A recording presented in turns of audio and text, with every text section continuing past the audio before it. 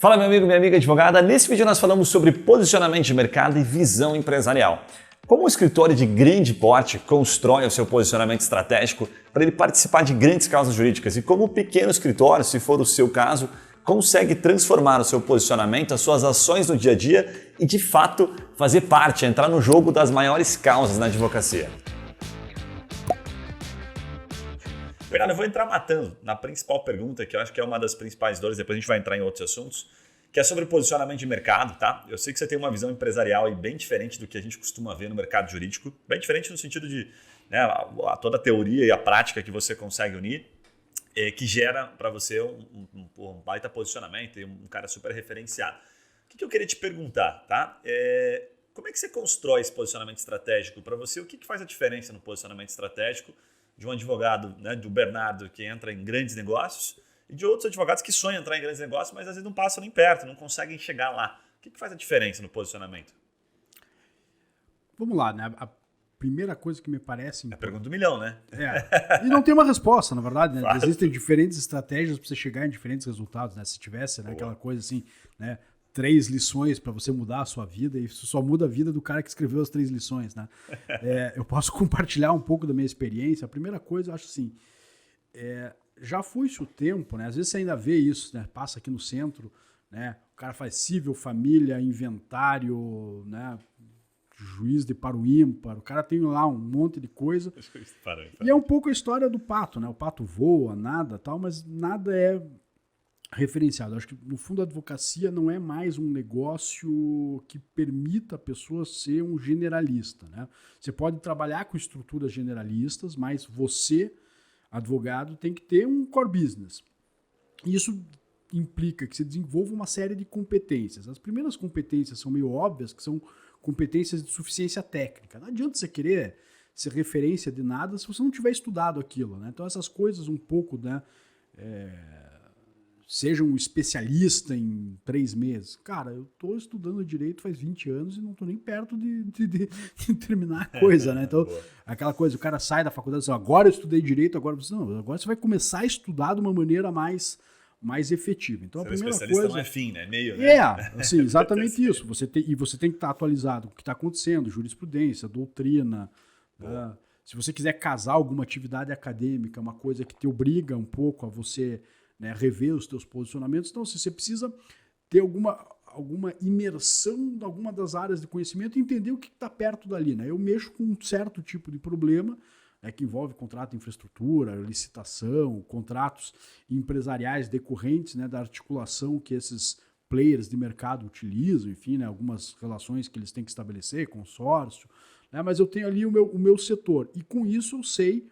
né, filtrar o tipo de demanda que eu devo atender e o que eu não devo atender. Né? Então, é muito complicado, né, você tentar fazer um posicionamento se você não tiver suficiência técnica. Por quê?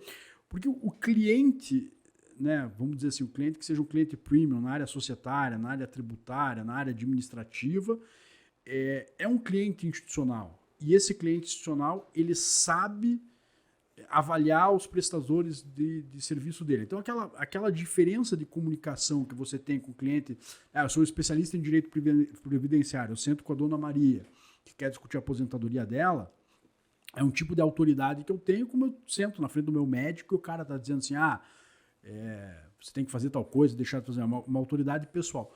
Quando você está com grandes grupos empresariais, né, a relação não é essa. O cara tem um diretor jurídico que é referência de mercado, é um cara que está lá para pôr dinheiro no bolso do acionista dele, então o cara não vai, né, se impressionar com um terno bonito, relógio Rolex, carro Porsche, tudo isso. Né? Conhecer apenas o direito não basta. Assim, o cara vai querer saber se você realmente tem algum conteúdo para entregar e gerar conteúdo de verdade é alguma coisa que leva tempo. Então, a primeira dica para o ouvinte, não seja imediatista, não acredite. Cara, comece a estudar, acho que você gosta, não é uma opção definitiva. Eu comecei minha vida, né? Eu sempre brinco mexendo com o direito tributário, depois eu larguei isso pelo caminho, né? Chega de drogas na vida, né? Eu larguei o direito tributário. O direito tributário é muito legal, mas não fazia mais minha cabeça, e fui para essa área do direito administrativo. Então, a primeira coisa, conteúdo. E a segunda coisa é você ter um olhar muito atento ao cliente, né?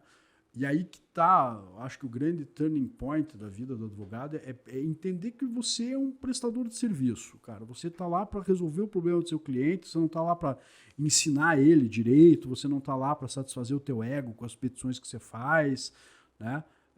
Você disse, Guilherme, e eu concordo muito, né? Ser especialista é um meio, não é um fim, e aí você vai disputar por um nível de serviço.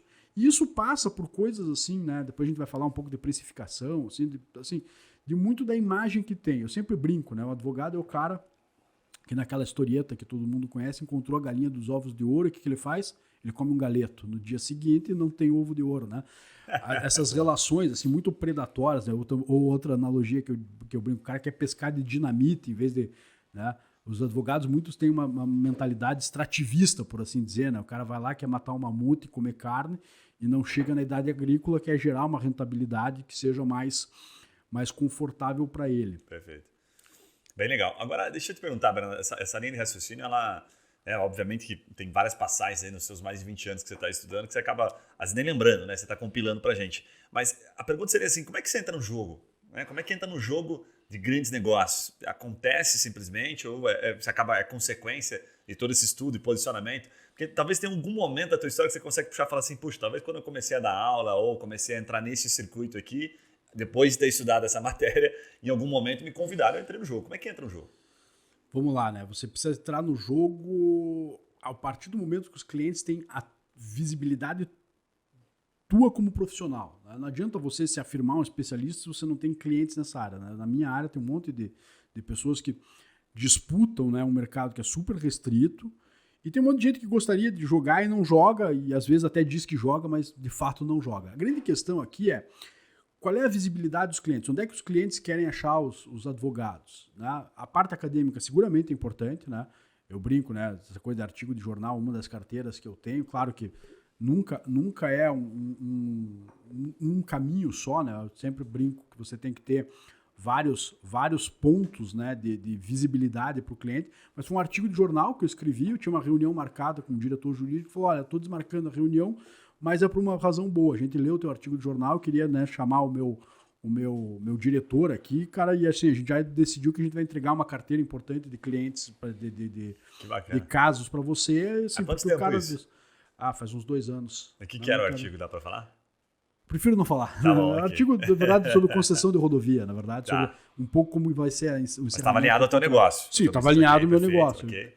E aí você tem que ter, né? Como é que você chega nos clientes, né? Tem várias estratégias, né? Aquela coisa, como é que você gera o lead de qualidade? Essa é uma pergunta que eu me faço, né? Constantemente. Né? O melhor cartão de visita do advogado são os seus clientes. Né? Então, faça um esforço genuíno e sincero para capturar causas estratégicas naquele setor que você quer atuar. No começo, você não pode querer...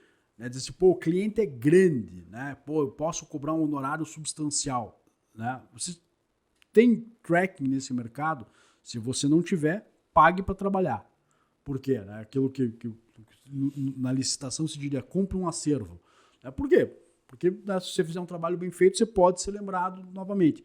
Se for estratégico ali, vai ser barato. É um marketing, exato. Né? Custo de marketing. É um custo de imagem teu. Assim, o custo que você bom. paga para atender. É evidente que, né, os primeiros contratos, quando o escritório abriu, eu brinco. Né? Um pouco da minha história. Né? Eu trabalhava no escritório com direito tributário, cansei da brincadeira, fui ser sócio do escritório, que já atendia mais ou menos as coisas que eu atendo. Né, de uma grande referência, um dos melhores advogados do Brasil nisso. Aprendi muito ali. Ali os clientes também me conheceram um pouco, né? Então, né, você estava habituado a sentar nas mesmas mesas, né? O cliente precisa te ver como alguém que fala a língua dele. Depois a gente pode até falar um pouco mais disso. Mas aí, né, quando eu saí, né, aquela coisa, saí, abri, né, eu tinha uns conjuntos comerciais, né, dei uma repaginada, fui lá, era até um sistema meio de coworking, e fiquei lá. E aí a primeira consulta que veio, um cara com uma licitação muito pequena, de um problema muito pontual, e só podia pagar muito pouco. Puta merda. Daí a gente ficou naquela, entendeu? Falei assim, olha, a gente tá começando, bicho. Vamos expedir a primeira nota fiscal, que ela tem um peso simbólico. E às vezes eu olho pro pessoal do escritório e falo assim, aquela nota pequenininha é a primeira nota nossa. Eu fui uma vez na Juntos Seguros, eles têm as primeiras apólices que eles emitiram. Eles têm um custo simbólico, que é o custo de você estar jogando. Assim, cara, né? Clientes estratégicos, né? Você tem que ir, tem que bater, tem que fazer marketing, tem que se esforçar. E uma hora vai acontecer se você tiver qualidade. O que você não pode é achar que se você ficar parado no teu escritório, o cara vai para a sua da empresa que você sempre quis atender, você está disponível para me atender. Dificilmente. Aí você precisa quebrar um peso inercial, né? Engraçado disso é que a partir de um certo instante você se torna um player relevante no mercado. E a partir desse momento você é relevante no mercado. Mas até lá chegar, você tem que se esforçar para chegar lá. E ninguém, né, vai fazer esse esforço por você. Você tem que ir atrás disso. Você sentiu essa virada de chave, assim, quando aconteceu isso? Tá com referência de tempo? Porque a gente sempre fala na advocacia, 5, 10, 15 anos para você fazer seu nome. Eu te diria, Guilherme, assim, primeiro que eu trabalhava no escritório que já tinha uma referência, então, né, em alguma medida, né, a minha ambientação foi mais simples. Essa é uma estratégia. Aí tem uma dica complementar que você já trouxe, né? Tipo, trabalhar no escritório bom te ajuda a dar o primeiro passo, né? Não, esse negócio de escritório bom, ele é uma coisa que é uma referência primeiro de um método de trabalho, né? Vamos lá. Dificilmente eu vou contratar um advogado, sei lá, para a causa da minha vida, e eu vou contratar um cara que nunca lidou com uma causa similar à minha. Perfeito. Eu estudei tudo desse tema, mas aquela ideia assim, né, de você ser veterano, de você ser um cara que, vai explodir bomba do meu lado, tal, tipo o soldado Ryan, o capitão, o cara não é frio. Você se provou na batalha, você tem um skill que é importante, que é você não se emocionar. Isso é uma das maneiras pelas quais clientes avaliam seus advogados. Então, assim, essa ideia de você já ter lidado com problemas similares àqueles e mais ou menos do mesmo porte te habilita isso. Onde é que você pode conseguir isso? É muito difícil, né, do crescimento orgânico, você ir de pequenininho para chegar lá. Você muito provavelmente vai ter que ter passado por estruturas que trabalham daquele jeito, até para pegar um nível de serviço. Aí vamos um pouco fora da minha área. Eu quero trabalhar com M&As grandes. Legal. Como é que você vai trabalhar? Eu trabalhei, sei lá, no escritório que faz isso, que é uma boutique de M&A. Eu trabalhei, sei lá, na área de fusões e aquisições da Deloitte. Eu tenho o tracking, os clientes me conhecem como um bom profissional. O ativo do advogado é o bom nome dele. É aquela coisa assim, você faz anos uma reputação e você perde ela muito fácil. E advogado é que nem técnico de futebol, bicho. Você pode fazer tudo certo. Se não der resultado, alguém vai tomar o teu lugar, porque assim, cara... Quanto tempo você acha assim? O cara que escolheu não ir para o escritório grande, se formou e montou o próprio escritório, até começar a criar um nome desse relevante? Pois é. Acho que uns 10, 15 anos para você ter uma visibilidade de mercado e assim, 10, 15 anos tomando chuva todo dia, não é tipo... O tempo não é a garantia de nada. Assim, o esforço... Quais são os seus... Né, tuas alavancagens de esforço, né? Pô, né? O que se fosse um programa de cartão de crédito, o que é ter um multiplicador aqui, né? Cara, né, a vida acadêmica pode ser um multiplicador, mas não é um fim em si mesmo. Teu cliente está pouco interessado se é professor ou não é. Eu tenho que te fazer uma pergunta aqui nesse meio. Você falou, 10, 15 anos. Você dá aula há mais de 10 anos, cara. A geração que a gente tem agora se formando aí, né? O processo, cara, eles são muito imediatistas. Como é que você lida com isso na sala de aula? Espera 15 minutos uma resposta no WhatsApp, vou esperar 15 anos. Pois é, né? Mas a vida ensina, né? Se você... O ruim da realidade é que ela não tá nem aí com o que a gente acha dela, né? Cara, eu quero ser imediatista. E o que eu vejo é assim... Eu posso estar errado. Existem certos movimentos, né, de tecnologia que eu acho que vão mudar bastante a advocacia. Eu imagino que a advocacia daqui a 10 anos vai ser uma coisa diferente do que ela é hoje. Mas a advocacia de alta qualidade é um negócio extremamente pessoal. Ela é extremamente um clube fechado, né, de referências, né? Se você não tiver referências, legal, né?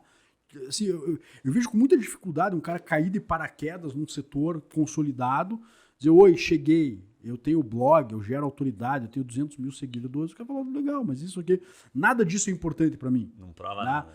Talvez seja importante para outros ali, tipos. Né? Ajude a chegar. Né? Claro, mas existe assim, acompanhar qual é o pequeno mundo daquele business. Sim. Primeira dica, ele não é composto de advogados, né? Advogados convivendo com advogados geram muito pouco negócio, até porque o advogado ele sempre, né, tende a achar que ele consegue fazer mais coisa do que ele quer. Ditados que eu digo no escritório sempre, né? Na vida é mais importante saber o que você não sabe do que o que você sabe. O que você sabe. Agora, saber o que você não sabe, muita gente, né? Aí o erro de excesso que eu faço, eu vou pegar aqui um litígiozinho societário, porque eu conheço. Cara... Né? Provavelmente você vai ter um custo de aprendizado muito maior do que naquela zona que você sente confortável. No fundo, você não tem eficiência operacional nessa coisa. Então, assim, tentar chegar nesse mundo, não digo um mundo fechado, né? Mas assim, tentar entender onde é que estão os teus clientes. Onde é que teus clientes, qual é o dia a dia? Como é que esse cara toma a decisão? Né? Você comentou ali, quando você leu o meu currículo ali, que eu fiz um MBA em gestão de empresa. Por que eu fiz isso? Eu fiz isso, cara, por uma simples razão, cara. Quem só lida com empresa tem que mais ou menos entender como as pessoas que são de empresa pensam. Muitas vezes o teu cliente está muito menos interessado na petição bonita que você fez, citando lá a doutrina italiana, do que você manter os relatórios, né, do sistema dele atualizados, né, dar uma previsão de contingência que seja fidedigna.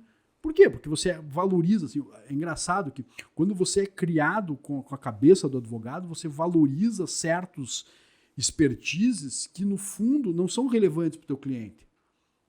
E aí você está investindo errado. Você, cara, mas eu...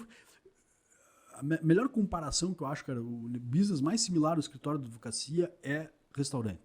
Já vou te dizer por quê. Já vou te dizer várias lições que eu consigo tirar para a advocacia. Advogado, então, porque eu tinha restaurante. É tão difícil quanto. O restaurante ainda é pior, mas vamos lá.